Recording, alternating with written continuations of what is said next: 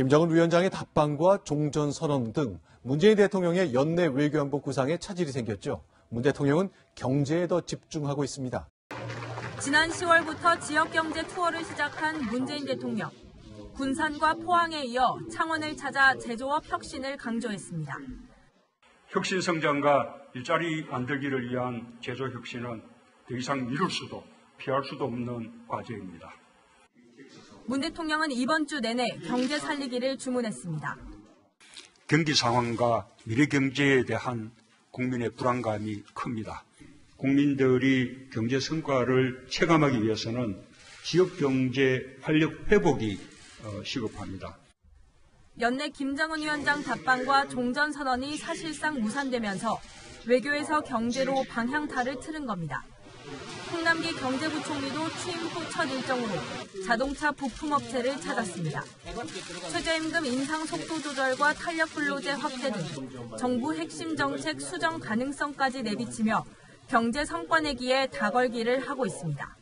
탄력 근로제 단위기한 확대 문제는 정부도 굉장히 관심을 갖고 조만간에 변화가 있도록 그렇게 노력을 하겠습니다. 청와대는 당분간 외교 성과가 나기 쉽지 않다고 보고 국정 동력을 확보하기 위해서라도 내년 상반기까지는 경제에 집중한다는 방침입니다. 민주당에서 이재명 지사에 대해서 사실상 아무런 징계를 하지 않는 것에 대해서 민주당 당원들 사이에서도 논란이 거셉니다. 급기야 청와대 국민청원 게시판에 이런 청원까지 올라왔습니다. 이해찬 대표 퇴진 및 지도부 사퇴 요구.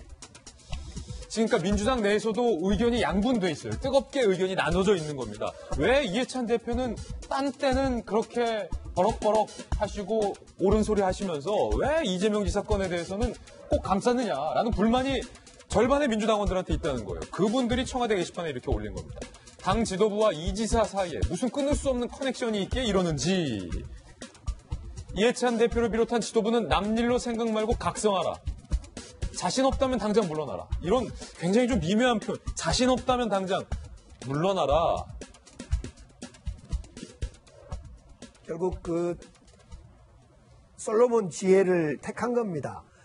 이재명 지사를 지지한 사람이든 또 이재명 지사를 반대하고 반대한 사람이든 모두 우리 당입니다.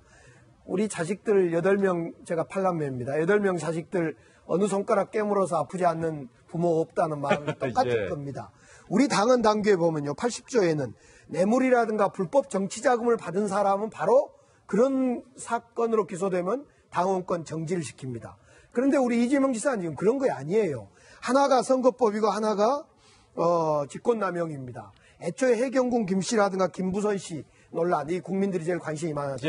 이것은 쏙 빠지고 지금 선거법하고 직권남용인데 이걸로 당원의 어떤 탈당이나 어떤 징계를 내리려면요 많아버립니다.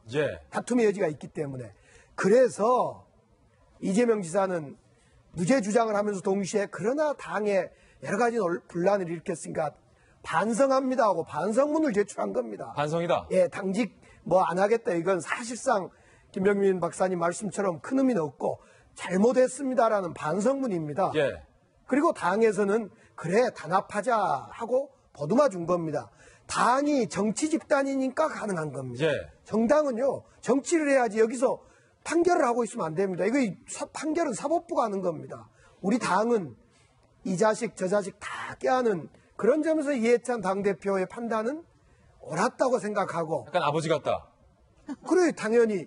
그러나 당원 속에서는 그럼에도 불구하고 왜 그러냐고 항의할 수 있죠. 또 이거 당입니다. 당이란 것은 옳은 사람 그른 사람 백가쟁명식의 주장을 하는 거고 당대표는 모두를 감싸는 거예요. 당대표인 겁니다. 그러니까 당원 입장에서는 아버지 왜 자꾸 큰형만 이렇게 감싸요. 그렇죠. 그런 다툼이 있는 거죠. 큰형이 또 더 큰형을 강제 입원했다는 얘기도 있고 한데 이렇게 감싸요. 뭐 이렇게 얘기할 수 있다. 그렇습니다. 생각이 다르고. 김 장관님 생각이 다르신 것 같아요. 굉장히 지금 현재 민주당이 그 정치하는 데 있어서 늘 도덕적 우위를 얘기해온 정당이지 않습니까? 그런 것 치고는 이번에 일련의 행보들이 굉장히 좀 궁색해 보입니다. 왜냐하면 이재명 지사께서 작년에 후보 시절부터 시작해서 오늘 해가 끝나는 이 시점까지 얼마나 다양한 사건으로 얼마나 많은 시간에 우리 국민들 입에 오르내렸습니까? 사실은 이번에 백석역 사고나 안산 이 송수관 사고 터졌을 때 현장복 입고 가서 지금 거기에 매진을 해도 모자랄 정도로 지금 경기도에서 수많은 사고가 그러네요. 다 경기도네요. 네, 있는데 박수. 거기 지금 이재명 지사님 나타났다라는 그 뉴스를 접한 적이 없습니다.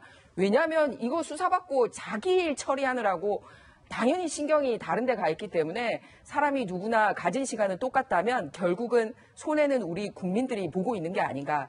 그래서 스스로가 결단을 못한다면 조직에서 이렇게 정리를 해주는 게 공당, 특히 여당, 특히 도덕적 우위를 그 국민들에게 호소해서 집권한 당에서 해야 할 일이지 않은가 그렇게 생각합니다. 물론 지금 이제 지지율이 떨어져서 이제 야당이 돼 있는 한국당도 윤리위원회 규정은 훨씬 방금 강기정 의원님 말씀하신 것보다 엄격하게 적용을 하고 있습니다. 그래서 살인이라든지 강도라든지 이런 강력 범죄뿐만 아니라 사기, 횡령, 배임 같은 그런 파렴치, 그다음에 직무와 관련된 부정부패는 기소와 동시에 일단 당원권을 정지를 합니다. 기소되자마자 당원권 정지. 네, 맞습니다. 그리고 만약에 1, 2심 재판에서 문제가 없으면 그때 와서 이제 당적이 회복이 되는 거죠. 그런데 당적만 없애도 사람들이 뭔 얘기냐, 지금 현재 자리도 내려와야지 이렇게 요구하는 마당에 무슨 당적도 아니고 당직? 그럼 어차피 경기지사하고 있으면 뭐 정치 행위를 할 수 있는 사람도 아니고 뭐 당직을 발휘할 기회도 없고 지금 당장 무슨 대통령 후보를 뽑는 것도 아니고 가서 투표권을 행사할 수 있는 무슨 당직과 관련된 권리가 없잖아요. 손방망이다. 그러니까 완전히 눈 가리고 아웅하는 거죠. 그러니까 이 정도 잘못은 잘못으로 보지 않는다는 건지 그게 저는 여당에 굉장히 궁금해요. 근데 하나 더 놀랍게도 뭐 이재명 지사가 이렇게 하니까 은근슬쩍 이렇게 김경수 지사도 그러면 저도 같이 당직 내놓겠습니다 하면서 이렇게 약간 이렇게 짜고 치는 고수족 같기도 하고 그냥 그 정도 선에서 서로 마무리하기로 한 건지. 김경수 지사의 이야기입니다. 이재명 지사께서 평당원으로 돌아가 백의종군 하겠다고 말씀하셨다. 그러면서요. 저 역시 무죄 입증될 때까지 모든 당직을 내려놓고 백의종군 하겠다. 당과 문정부 성공에 평당원으로서 성실히 일할 것이다. 당직을 내려놓겠다. 보통 백의종군이라고 하면은 강기정 의원님, 내가 억울하지만 일단은 탈당했다가 무죄 받고 다시 돌아오겠습니다. 그럴 때 백의종군 쓰지 않습니까? 그렇습니다. 저도 2년 전에 공천을 못 받았을 때 백의종군이라는 단어를 썼는데요. 공천을 못 받았는데 백의종군을 썼다. 뭘 백의종군을 하지? 무소속 탈당을 이야기하는 건데요. 지금 이재명 지사나 김경수 지사에 대해서 뭐 짜고 치는 고스톱이라 했는데 더 정확하게 표현하면 당으로서 단합을 위한 솔로몬의 지혜입니다. 이거. 솔로몬 또 나왔어요. 예, 그렇게 봐주셔야 되고 우리 민주당이 단합하고 있고 통합하고 있고 문재인 정부 성공을 기원하고 있다는 그 모두에 대한 증명입니다. 이것은. 네. 저는 이재명 지사가 정말 간단치 않음을 이번에 보여줬다는 생각이 듭니다. 간단치 않다? 네네. 왜냐면은 이러한 엄청난 사건들이 있었음에도 불구하고 차기 대권 주자에 대한 여론조사를 돌려보면은요. 이재명 지사가 항상 상위권에 들어가 있어요. 그리고 이재명 지사를 둘러싸고 있는 조직이라든지 이런 측면들이 굉장한 수준에 있다는 것도 좀 보여줬던 것 같고 최근 들어서 문재인 대통령의 지지율과 더불어민주당의 지지율이 급속하게 빠지는 속도들이 굉장히 높아졌는데 그 지점을 면밀히 분석해 보면은 이재명 지사와 청와대의 권력 간의 다툼이 있다라고 사람들이 세간에 회자되기 시작하면서 이 문제가 더 불거졌고 결국 이게 극대화되면 될수록 현 정부에 부담이 될 수밖에 없을 거거든요. 뭐 솔로몬의 지혜 잘 설명을 해주셨습니다만 일단은 이 부분을 봉합하지 않고서는 현 정부의 지지율과 대통령의 지지율, 더불어민주당 모두에게 피해가 갈 수밖에 없기 때문에 일단은 잠정적으로 봉합했다. 1차 대표가 잠정적으로 봉합했다는 그런 것도 좀 염두를 정치적 뒀다. 판단이 들고요. 앞서 얘기했지만 우리가 얼마 전에는 타임지에서 올해의 인물을 선정하지 않았습니까? 우리 돌직구쇼에서 올해의 인물을 선정한다면 저는 단연코 이재명 지사를 선택할 겁니다. 그렇죠. 엄청나게 많은 사회적 이슈를 가지고 왔음에도 불구하고 결과적으로 이재명 지사의 승리로 귀결돼서 끝나는 것처럼 이재명 지사의 힘을 보여줬거든요. 근데 이재명 지사를 비토하는 세력들의 입장에서 봤을 때는 친문 진영에서 분명히 나중에 시간이 지나면 대통령 등에 칼을 꽂을 것이다. 이런 얘기를 하는 사람들이 있고 이재명 지사가 그런 얘기 하는 사람이 있는데 나 그런 사람은 아니다라고 얘기를 하잖아요. 근데 이게 나중에 시간이 지나게 돼서 차기 대권 구도 그리고 총선 등에 대한 시점이 다가오면 다가올수록 이 문제는 다시 불거질 수밖에 없을 겁니다. 우리가 2007년도에 그 지긋지긋한 친박 비박의 그 친박 친이에 대한 개파 갈등이 10년, 11년이 지난 지금도 보수정당에 아직까지 그 개파 갈등이 풀리지가 않고 있거든요.